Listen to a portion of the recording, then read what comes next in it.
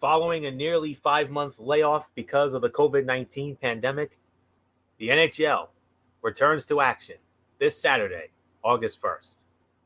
With the regular season prematurely ended in mid-March, the league is staging a return-to-play plan with a 2014 tournament in 2 hub cities in Canada in order to crown this season's Stanley Cup champion. The top 12 teams from the Eastern Conference will play in Toronto, and the top 12 in the Western Conference square off in Edmonton. While the top 4 teams in each conference will play a round robin to determine seeding for the opening round of the playoffs, the remaining 16 clubs will face off in 8 best-of-5 qualifying series to decide who goes on to the opening round. This one-time change of format has brought about several interesting matchups featuring clubs that wouldn't have qualified under normal circumstances. With teams starting on the same footing, there could be some surprises once play gets underway on Saturday afternoon. Hello, friends, and welcome to this very special edition of Strictly Sports. Anthony Florio here, alongside good old MF Michael Fletcher. We are awaiting the presence of Michael Bullock. If he comes in, we'll catch him up on what he missed. If not, then we'll hopefully have him back with us tomorrow night on the Cerebral Smack Talk. But for tonight, we are going to give our predictions for the 8 qualifying series of this NHL tournament, if you will, that will determine the opening round of the Stanley Cup playoffs. And then after that, we will give our thoughts on how we see the round robin shaking out. So without any further ado, let's dive right on in. And we are going to start with the Stanley Cup Qualifier Series. And we're going to kick it off with my and MF's team, the New York Rangers. They're the number 11 seed in the East, and they're going to be squaring off against the number 6 seed, the Carolina Hurricanes. They're going to be kicking off all of this Saturday afternoon at high noon. So here's the backstory. The Hurricanes finished 6th in the Eastern Conference with 81 points and a .596 winning percentage. Meanwhile, the Rangers were 11th in the conference with 79 points and a .564 winning percentage. The Hurricanes look like a team on the rise in the East after ending a decade-long playoff drought last year. Young stars Sebastian Aho and Andrei Svechnikov power their scoring punch. Despite defenseman Dougie Hamilton's recent injury woes and Brett Pesce's ongoing absence, the defense core remains deep. Goaltending could be an issue as James Reimer and Peter Mrazek possess losing postseason records. The rebuilding Rangers made significant improvements this season, buoyed by Hart Memorial Trophy finalist Artemi Panarin, 41-goal scorer Mika Zibanejad, and rookie goalie Igor Shesterkin. The Blue Shirts made a late charge in the standings before the shutdown. Power forward Chris Kreider recovered from his late season leg injury and returned to the lineup. This should be an entertaining, close-fought matchup between 2 surging clubs. It could go either way. The Hurricanes' blue line depth and newfound playoff experience could, keyword could, be the difference. But considering that the New York Rangers have had great success over the Carolina Hurricanes in recent years, including a 27-7 mark in the regular season over the last few years, and considering that the Rangers went 4-0 against them in the regular season this year, I have no reason to believe that the New York Rangers cannot win this series. So I am going with the New York Rangers to win this series. I think it will go the distance. I believe it will go the full 5 games. But I strongly feel the New York Rangers will come out on top in this series. So really nothing more for me to say on this. I'm going to bring in the Doc Emmerich to my Eddie Olczyk and the Gary Thorne to my Bill Clement, the one and only good old MF Michael Fletcher. MF, our team kicking it off Saturday. Rangers, Hurricanes. I'm sure you're in agreement with me on this. Well, I going into this series, it was going to be very interesting to see how they were going to play out in the whole 9 yards. and to see what New York was going to bring to the table. And yeah, all of a sudden now you kind of feel like the Rangers are definitely the favorites. If you know from prior experience or prior games in the past, I just don't see how they do not lose this series. Yes, Sebastian Aho, Dougie Hamilton, the rest of the guys, they look really good, and they're playing really great basketball. I mean, great hockey lately, and they've been one of the great teams. But past experience is always a momentum shift, and on top of that, with a team like the Rangers, who's got three established goalies. Yes, you got Skankin, you got Georgiev, but you also got Henrik Lundqvist. So this is where basically the head coach Quinn can mix and match. If one guy gets a little struggle, he can throw one in, and they all have seemingly great performances. What I saw last night, especially with the New York Rangers, because I watched the game against the Islanders, I really liked the offensive attack. I think defensively we gotta get a little better. Defensemen, line changes, gotta get a little better. But goalie wise, Shestankin and Lundqvist both looked amazing, only giving up one goal each, but they both had a good outings, to say the very least. And then with Carolina, they had a tough loss against the Washington Capitals, but they looked pretty good too. I mean, they didn't look very hard and everything else. And like you said, the goalie situation is a little more shakier because the Rangers have feasted on both of them up to this point. So I think New York is going to win it. I disagree with you going 5. I think New York puts them out in 4. So I got the Rangers in 4 games. Anthony, let's just move on. All right, fair enough. And MF will be starting off the next series, which the face-off for this will be Saturday afternoon at 3:00. It will be, perhaps, in my opinion, the most intriguing series when it comes to the Western Conference qualifiers. It will be the number 12 seed, the Chicago Blackhawks, squaring off against the number 5 seed, the Edmonton Oilers. If you can excuse me for just 1 second. I got a call coming in. Hold on. Well, all right. Then I guess I'll take it over for here and let Anthony have to deal with whatever he has to deal with.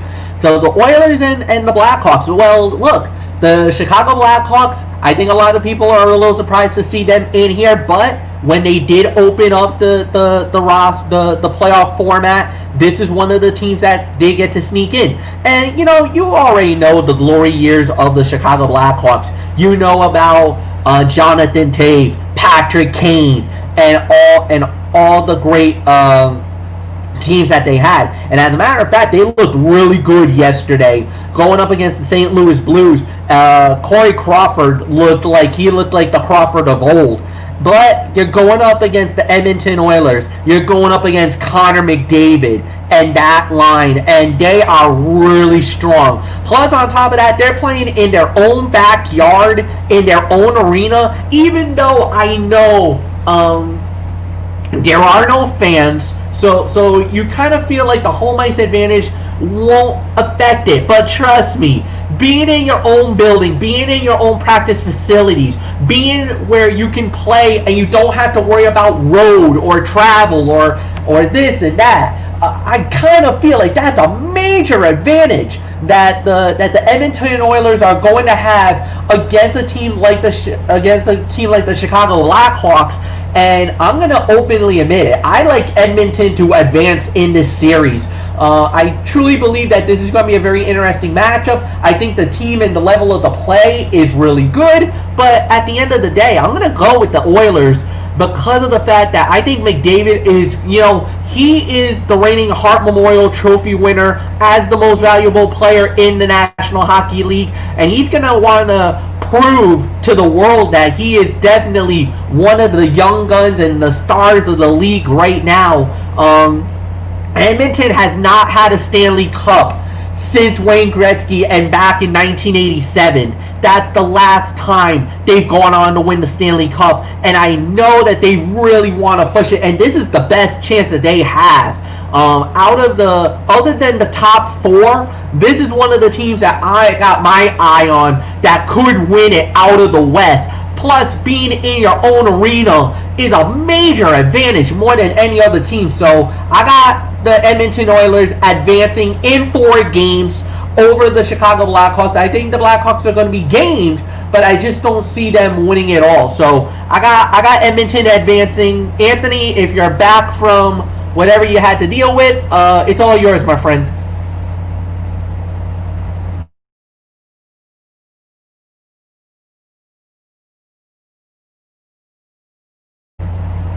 I guess Anthony is still dealing with whatever he has to deal with. All right. So, I guess we can move right along. I would believe. I apologize.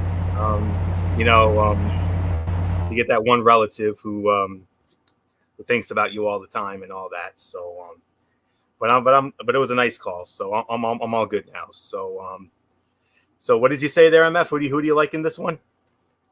That Chicago Edmonton series? I got Edmonton in 4. Okay. So pardon the interruption, if you will. As I was trying to say, I was trying to set it up for MF before I gave it to him. But the Edmonton Oilers finished with 83 points and a .585 winning percentage, placing them 5th in the Western Conference. Blackhawks were 12th with 72 points and a .514 winning percentage. Powered by superstar captain Connor McDavid and 2019-20 Art Ross Trophy winner and Hart Memorial Trophy finalist Leon Draisaitl, the Oilers were a much improved team. Promising youngsters Kyler Yamamoto and Ethan Bear had solid performances. With 3.03 goals against the game played, the goaltending tandem of Mikko Koskinen and Mike Smith was shaky at times. The once mighty Blackhawks continued retooling their veteran-laden lineup. Leading scorer Patrick Kane with 84 points and captain Jonathan Toews bring plenty of skill and leadership.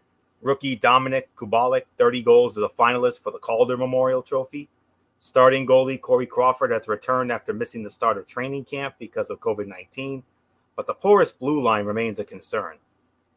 The Blackhawks bring considerable postseason experience to this series, but it won't be enough against the hungry young Oilers.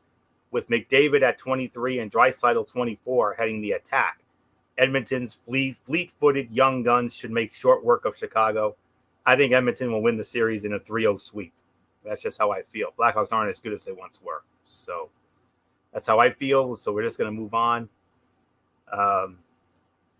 Saturday at 4 p.m., this next series will get underway. It'll be the Florida Panthers squaring off against the New York Islanders. And let me see here. Okay, here we are. The Islanders finished 7th in the Eastern Conference with 80 points and a .588 winning percentage. The Panthers were 10th with 78 points and a .565 winning percentage. Led by Alexander Barkov and Jonathan Huberdeau, the Panthers were 6th in scoring with a goals per game average of 3.30. Unfortunately, their goals against average, 3.25, was among the worst league-wide. As netminder Sergei Bobrovsky struggled in his first season in Florida, their defensive play was sloppy throughout this 2019-20 season as well. Thanks to head coach Barry Trotz's guidance, the Islanders were among the league's better defensive teams. Goalies Semyon Varlamov and Thomas Greiss combined for the 9th lowest goals against average at 2.79. However, their goals per game average, 2.78, ranked 22nd. Trade deadline acquisition Jean-Gabriel Pageau had yet to make an impact before the schedule was paused. If Bobrovsky can regain his Vezina Trophy form, the Panthers could pull off an upset. However, the Islanders' disciplined defensive system could make life miserable for Florida's scorers. Last season's playoff experience should also give them an edge. I think this could go the distance as well, but I think the New York Islanders will ultimately win this series. I got them winning it in 5, but I'm sure MF's probably going to disagree with the series outcome, but I'm sure he agrees with me on who's winning it. Now, MF, we talked about this last night during one of our behind-the-scenes chats, and you told me that the Florida Panthers in their exhibition game this week looked absolutely horrible. How bad were they? Horrible? Horrible? It looked like they didn't even show up to the bubble. It looked like they left all their talent back in Florida. That's how bad it was. No, Anthony, I disagree. First off, the way the Islanders played against the Rangers yesterday, which was pretty impressive, pretty good. I gotta say, I was not thrilled whatsoever with the way that they played or anything that happened. Look, the Islanders looked really good. Florida's got a big problem, like goaltending, defensively. They just got whitewashed. And I'm sorry, I just don't see how this really pans out. So I'm gonna be real honest with you here. I believe, honestly, I do believe that this is gonna be the end. I know you're saying 5. I don't agree with that. I think this is going to be more like a 3-game sweep with the Islanders advancing over Florida. So that's my prediction. Anthony, next series. And the next series will get underway Saturday night in prime time, 8 o'clock over on NBC. It'll be the 12-5 matchup in the East. The Montreal Canadiens squaring off against the Pittsburgh Penguins. Setting it up here with 86 points and a .623 winning percentage. The Pittsburgh Penguins finished 5th in the Eastern Conference standings. The Montreal Canadiens finished 12th with 71 points and an even .500 winning percentage. MF, as much as we would love to see an upset here, I don't think that's going to be the case here. Well, I mean, if you get a hot goaltender, and we all know how great Carey Price is, you definitely got a puncher's chance to pull off an upset. But I'm with you, Anthony. Too much Malkin, too much Crosby, too much Letang, too much of the Pittsburgh Penguins. They're just gonna overwhelm the Montreal Canadiens, and I believe this will go either 3 to 4 games. I don't believe it'll go all 5, but Pittsburgh should advance and move on to the next round with relative ease. So nothing more to say. Anthony, it's yours. Yeah, the Penguins' depth and veteran experience allowed them to remain a playoff club throughout this season, even though they lost core players such as Sidney Crosby and Jake Gensel to injuries. With a healthy roster and plenty of skilled talent led by Crosby, Gensel, Evgeny Malkin, and Chris Letang, the Penguins have considerable Stanley Cup experience. A promising start to this season by the Canadiens gradually unraveled as injuries and inconsistent play sent them tumbling in the standings. Goaltender Carey Price is capable of stealing this short series. Defenseman Shea Weber remains a force on the blue line, and forwards Jonathan Drouin, Tomas Tatar, and the promising Jesperi Kotkaniemi have returned to the lineup. Anything can happen in a short series following a long period of inactivity. Nevertheless, the Canadiens are a rebuilding club lacking sufficient talent to upset the powerful Penguins. With Crosby and Malkin leading the way, the Pens should make short work of the Habs. I got Pittsburgh in a clean 3-0 sweep in this series. So nothing more to say. We move on to our next series. The final Saturday night game, and it will be at 10:30 Saturday night. And it will feature the Winnipeg Jets squaring off against the Calgary Flames. Trying to find it here. All right, here we are. The Jets finished ahead of the Flames in points, 80-79. However, the Flames finished 8th in the Western Conference because their winning percentage, .564, was 1 point better than the Jets at .563. So, here you go. After finishing atop the Western Conference last season, the Flames jockeyed to hang on to a playoff berth by mid-March. Scoring forwards Johnny Gaudreau, Sean Monahan, and Elias Lindholm had subpar numbers. The blue line was riddled with injuries, while David Rittich has yet to nail down the starting goalie job. The Jets' defensive core was depleted by several offseason departures, but starting goaltender and Vezina Trophy finalist Connor Hellebuck and leading scorers Kyle Connor, Mark Scheifele, and Blake Wheeler kept them in the playoff picture. Wingers Patrick Laine and Nikolai Ehlers enjoyed solid bounce-back performances from last season's erratic play. This could be a close, entertaining contest between the two Canadian franchises. The Flames' blue line core is healthier, but they will need more from their scoring stars than they got during the regular season. The Jets' defense remains an area of concern, although Hellebuck could make the difference. I say this goes the distance. It'll go the full 5, and I got the Winnipeg Jets coming out on top in 5 games. So nothing more to say. MF, Winnipeg, and Calgary. What do you think?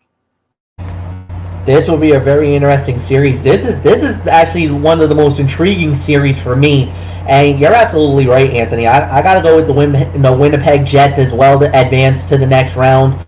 I think their line play is just a little good, and I think they're just going to have just enough to get by. And I agree, it's going to go the full distance. I think it will go the full 5. So I got really nothing more to add. So let's go on to the Sunday slate. And the Sunday slate starts off Sunday afternoon at 2 p.m. The Arizona Coyotes squaring off against the Nashville Predators. Set it up here. With 78 points and a .565 winning percentage, the Predators finished 6th in the Western Conference. The Coyotes were 11th in the conference with 74 points and a .529 winning percentage. All right, MF, we have Arizona squaring off against Nashville. Who do you like in this series? I got the Nashville Predators. I just think that, a few years ago they were in the Stanley Cup final, playing for the Lord Stanley Cup, losing to the Pittsburgh Penguins, and they haven't really been the same since then. Arizona is a pleasant surprise. I think they're a couple of years away. I don't think they're there yet. I think they got what it takes to make a run. I just don't think that this is their year. I still think they're maybe a year or 2 away before they make a run, and I truly believe that. Unfortunately, in this situation, I just don't think they're gonna be there at the end. So I got Nashville advancing, and I got them winning in 4 games. So Nashville advances in 4. Anthony, it's yours. Like MF said, Nashville did in fact make an appearance in the Stanley Cup Finals in 2017. But Arizona, there was one good year where they had a nice run. If you recall, in 2012, the Arizona Coyotes actually made it all the way to the Western Conference Finals before losing in 5 games to the Los Angeles Kings, who eventually went on to win the Stanley Cup that year. But anyways, the Predators were in danger of falling out of playoff contention. Excuse me. Predators were in danger of falling out of playoff contention, but they righted the ship when John Hines took over as head coach on January 7. Nevertheless, some issues linger. Scoring forwards Philip Forsberg, Matt Duchene, and Ryan Johansson had disappointing numbers this season. 2018 Vezina Trophy winner Pekka Rinne struggled this season, posting a career-worst 3.17 goals against average and an .895 save percentage. The Coyotes struggled to remain in the playoff chase during the final weeks of the regular season. Veteran forwards Taylor Hall and Phil Kessel will be expected to carry the offensive load. The goaltending depth should improve with Darcy Kemper now healthy after missing most of the second half of the season. However, the recent departure of general manager John Chayka could become an unnecessary distraction. The Coyotes had better goaltending and special team stats this season, but the Predators have the advantage in playoff experience and veteran scoring depth. Those factors should make the difference in this series. I agree, MF. I got the Nashville Predators winning this series, and I say they'll do it in 4 games. Absolutely. Next up, Sunday night at 8 p.m., we will start the series. The final Eastern Conference series will start, and that will feature the Columbus Blue Jackets squaring off against the Toronto Maple Leafs. And here we are. The Maple Leafs, 8th in the Eastern Conference, and Blue Jackets 9th, finished with identical points, 81, and winning percentage, 579. The Leafs, with 36 wins, 25 losses, and 9 overtime losses, finished ahead of the Blue Jackets at 33, 22, and 15 on the basis of most wins. So let's get into this. Led by John Tavares, Austin Matthews, Mitch Marner, and a resurgent William Nylander, the Leafs finished third in goals per game at 3.39, while their power play percentage at 23.1 was the league's sixth highest. Inconsistency from overworked starting goalie Frederik Andersen and the defense, however, resulted in the league's sixth highest goals against average at 3.17.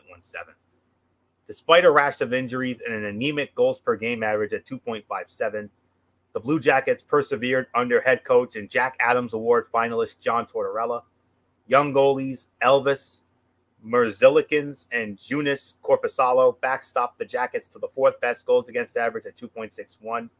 Core players Seth Jones, Cam Atkinson, Zach Werenski, and Oliver Bjorkstrand have returned from injuries.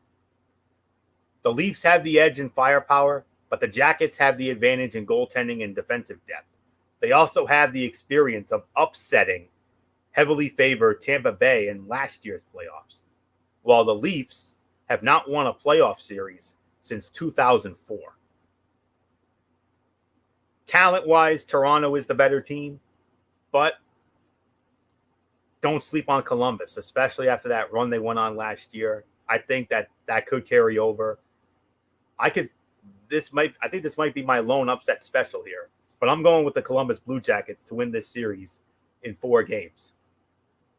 If they can beat heavily favored Tampa last year, I think there's no reason they can't do it again this year. But if Toronto wins, I certainly would not be surprised because, like I said, talent-wise, Toronto's got the far better talent. But I gotta at least shake some. I gotta at least have a shake-up here. So if I'm wrong, I'm wrong. Whatever. So I'm going with Columbus in 4. And Meth, I'm sure this is going to be a disagreement, but don't sleep on Columbus, especially after what they did to Tampa a year ago. Florio, no. This isn't a disagreement. This is an agreement. I'm going with Columbus as well. And the reason behind it, I might offend some Toronto Maple Leaf fans. You've been known to be chokers in the first round of the playoffs. You guys have always choked under some big moments and big spotlights. You guys haven't even won the championship since the 1960s. I think it was 1967 was the last time you won the Stanley Cup. That's correct. So, everybody expected you guys to do something last year. You lost to Boston not once, but twice, if I remember. Even though there were 7-game series, but you guys, and then during the season before COVID-19 hit, you guys lost to an emergency goalie who is actually a Zamboni driver for the Toronto Marlies. And he was the backup goaltender for the Carolina Hurricanes on that game. You guys are pathetic. I don't even know why you guys are even in the Stanley Cup playoffs in my mind. I mean, that's just a wasted spot for me. I got the Columbus Blue Jackets in 3. Done. Goodbye. Florio, go. Okay. All right. Tell us how you really feel, MF. All right. Our final qualifying series, and it'll be in the Western Conference. It'll get underway at 10:30 on Sunday night. We will have the Minnesota Wild squaring off against the Vancouver Canucks. And set the table here. With 78 points and a .565 winning percentage, the Canucks were 7th in the West. The Wild finished 10th with 77 points and a .558 winning percentage. So, Doc, if you've recovered from your little rant there, Minnesota and Vancouver, our final qualifier series. What do you like? This is not an easy series to call. This is actually one of those up and down type series. This one could easily go 5. I definitely can agree with that. You can flip a coin on who you think is going to win this series because there's no real favorite in this one. I'm going to go with the Vancouver Canucks. I think they're just a little better. but I would not be surprised if Minnesota wins this. So I got Vancouver, but not convinced. Anthony, it's yours. No, I actually agree with you, MF, but let me get into my reasoning here. The rebuilding Canucks were in playoff contention for most of the season, but were stumbling by mid-March. Thanks in part to leading scorers JT Miller, Elias Pettersson, Bo Horvat, and Quinn Hughes. Their 3.25 goals a game average was the league's 8th highest. While Hughes was a Calder Trophy finalist, they've had blue line depth issues and keenly felt goalie Jacob Markstrom's absence to a late season knee injury. In danger of falling out of the Western playoff chase by mid-February, the Wild turned things around by promoting Dean Evason to head coach. They've retooled their roster with younger talent like defenseman Matt Dumba and winger Kevin Fiala. But they still rely heavily on veterans such as winger Zach Parise, defenseman Ryan Sutter, and center Eric Stahl. This will be an interesting matchup. The Wild have the advantage in experience and leadership, but the Canucks are a hungry bunch with rising young talent. Having a healthy Markstrom back in the lineup could tilt this series in their favor. I agree with you, MF. I'm actually going to go with the Vancouver Canucks to win this series in 4 games. So that'll put the bow on the qualifier series. Now we're going to get into the round robin. And the Eastern round robin will be starting it off. So we got 4 teams. Those 4 teams in the order as of right now. You have the Boston Bruins as the number 1 for now. Number 2, you have the Tampa Bay Lightning.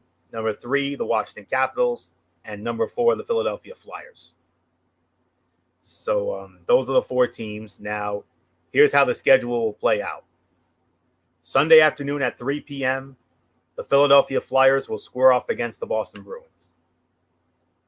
Monday, at 4 p.m. Monday, we will see the Washington Capitals square off against the Tampa Bay Lightning. And then on Wednesday, and perhaps the most intriguing of the round-robin games, 4 p.m. Wednesday, the Tampa Bay Lightning will be squaring off against the Boston Bruins. And then Thursday, August 6th, we will see the Washington Capitals square off against the Philadelphia Flyers. On, let me see. And then it'll be on Saturday, August 8th. The Philadelphia Flyers will square off against the Tampa Bay Lightning. And then the final round-robin game will take place on Sunday, August 9th, a.k.a. my birthday.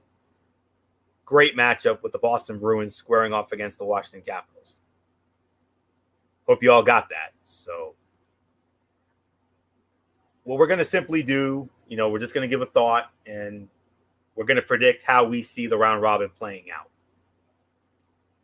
So I believe I'll be starting off on this. So, and by the way, MF and I will be covering this Eastern Conference round robin, and we're very excited about that. So, whereas our dear friends Michael Bullock and Derek Ferreira, or should I say Derek Ferreira and Michael Bullock, will be covering the Western round robin. So here we are. Before the season was suspended, the Boston Bruins had a sizable lead atop the Eastern Conference. They had 100 points and were well ahead of the Tampa Bay Lightning, 92 points, Washington Capitals, 90 points, and Philadelphia Flyers, 89 points. But any of those 4 teams could end up as the number 1 seed by playing well over this 3-game stretch. And that will give the Tampa Bay Lightning the opportunity to be the top seed in the Eastern Conference for the 2nd straight year.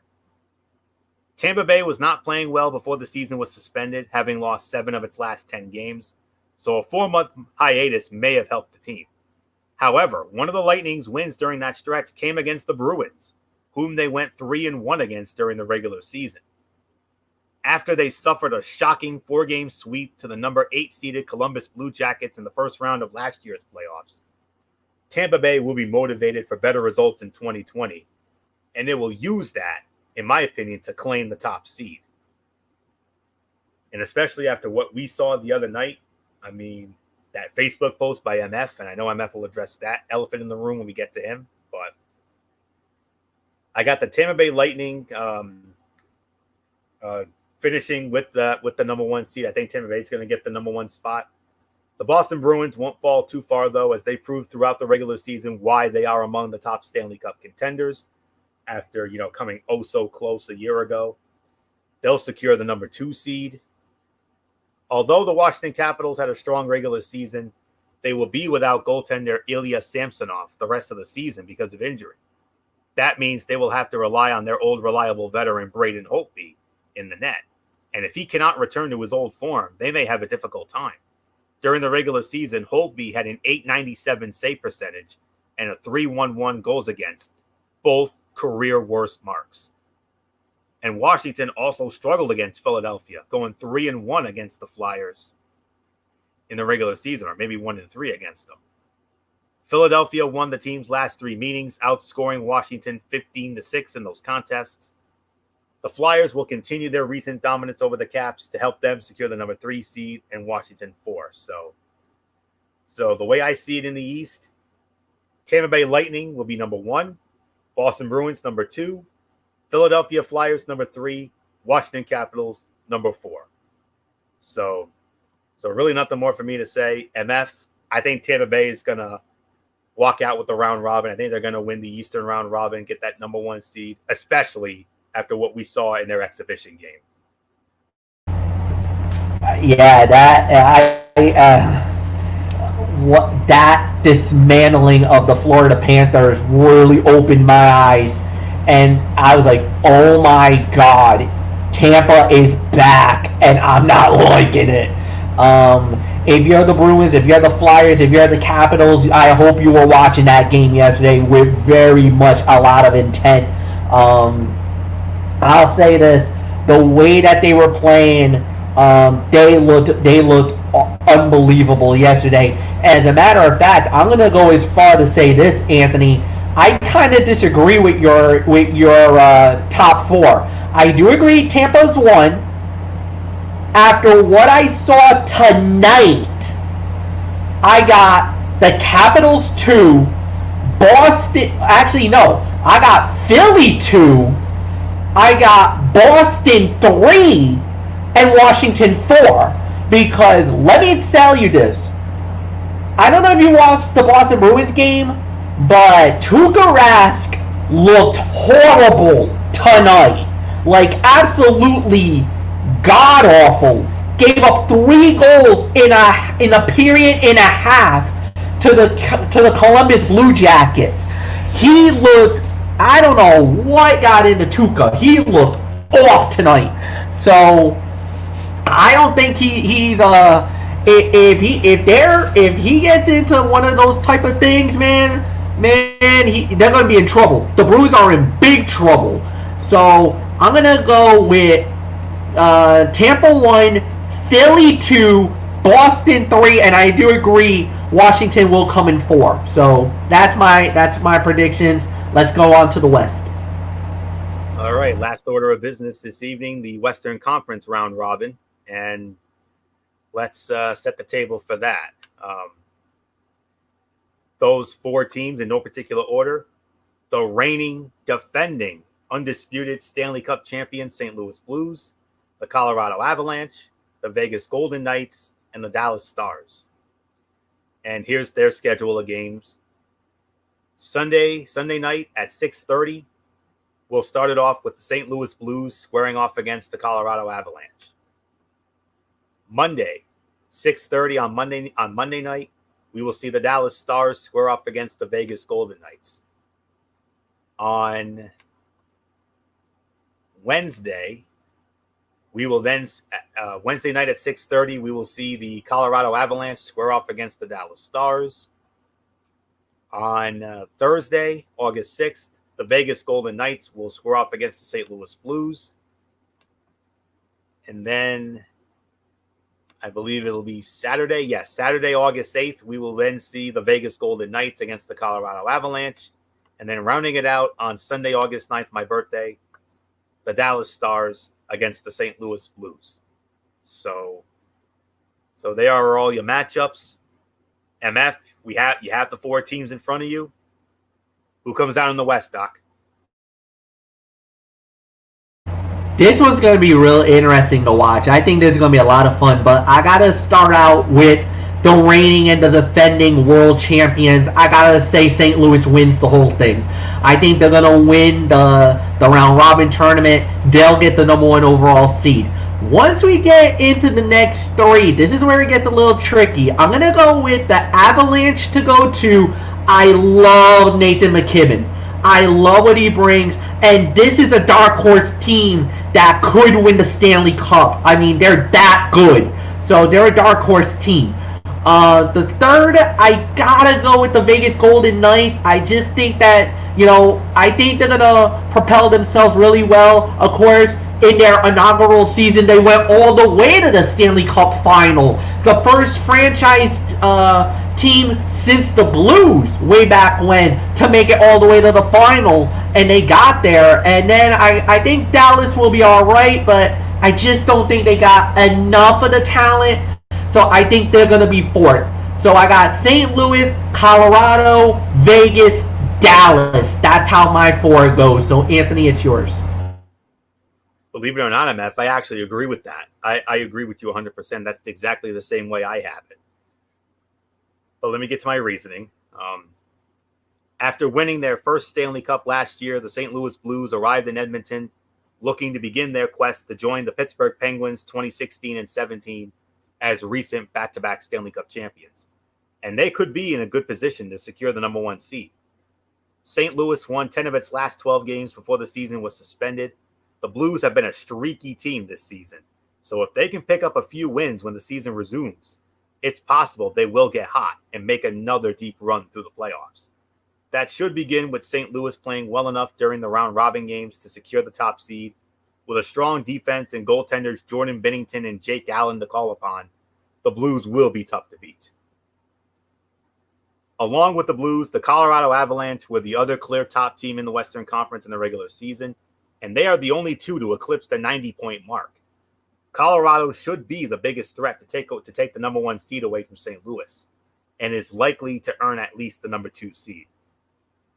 Among the 8 teams playing round-robin seeding games, the Vegas Golden Knights and Dallas Stars had the fewest points in the regular season. It's possible one of these teams will get hot in the playoffs and make a run, but for now, it's likely those teams will be the number 3 and 4 seeds.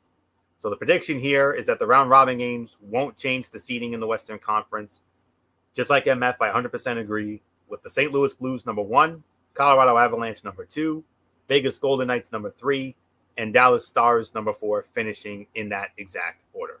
So that's it. That will put the bow on this very special edition of Strictly Sports. We want to thank you all so very much for tuning in. We will be back with you at this time tomorrow night at 10:30. We'll be over on MF's channel, Brace Fan 95, for another all-new edition of the Cerebral Smack Talk. We will review Friday Night SmackDown, and if MF has anything in his Mikey's mindset, I know he'll share that as well. And then after that, we'll be with you Monday night, right back here on the Tone 25 for another edition of Ridiculously Raw, and then Wednesday Night Mayhem, and then Cerebral Smack Talk. Our next Strictly Sports show will be in 2 weeks on Thursday night, August the 13th, as we'll be previewing the opening round of the NBA playoffs. NBA, of course, as you know, they just got underway tonight. They resumed their season. They're not in the playoffs yet. They're going to be doing a couple of weeks worth of regular season games, and their playoffs should begin around, I believe, the weekend of the 15th and the 16th of August. So because of that, we're gonna do our preview of that 2 weeks from tonight on Thursday, August 13th. Time to be determined. Maybe at this time, probably. So, we'll sort out those details once we get them. So that'll be it for that. Now, I'm sure you're wondering about our special projects when it comes to the Stanley Cup here. I think we should hold off on those for right now, MF. Well, the Bruins, we know the Bruins are going to be in no matter what. They're just playing for seeding. They're going to be okay. But so you don't have to worry about the Bruins beat. The Bruins beat will start when the Bruins real playoff run begin. Once they're seeded and they have their opponent, and we'll take it from there. And That'll be hosted by Good Old MF Michael Fletcher with special guest analyst and Boston Bruins super fan Michael Bullock. Those two will be running that. Maybe I may join. We'll see. Only if it coincides with one of our wrestling shows. Maybe I'll join in on that. As far as the Ranger Roundup goes, I think the only way we'll do the Ranger Roundup is if the Rangers do defeat the Carolina Hurricanes in that qualifying series. And if they do, then and only then, MF, then we should do a Ranger Roundup.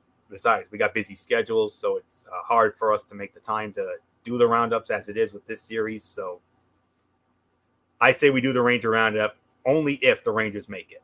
So, and I'm sure, MF, you agree with that 100%. So, but you don't have to worry about the Bruins. There will be Bruins shows. That's all there is to say on that. You're just playing for seedings. So, all right. So until tomorrow night for the Cerebral Smack Talk with MF on BraceFan95, it's Anthony Florio here for Good Old MF Michael Fletcher, and in spirit, Michael Bullock, Didi Woodson, who returns next week, and Derek Ferreira. Always and forever. You know the routine, everybody. Thumbs up. Talk to you later. Yeah. Throw it up Fortune 4 style. Bye for now, my friends. God bless. Be good to each other. Have a blessed Friday. And until tomorrow night for the Cerebral Smack Talk, you've been watching this very special edition of Strictly Sports, our 2020 Stanley Cup qualifying preview and preview of the round robin right here on the Tone 25 on YouTube and StreamYard.com. For everybody who has been a part of this one, for now, Anthony Florio, so long. Bye, everybody. Bye.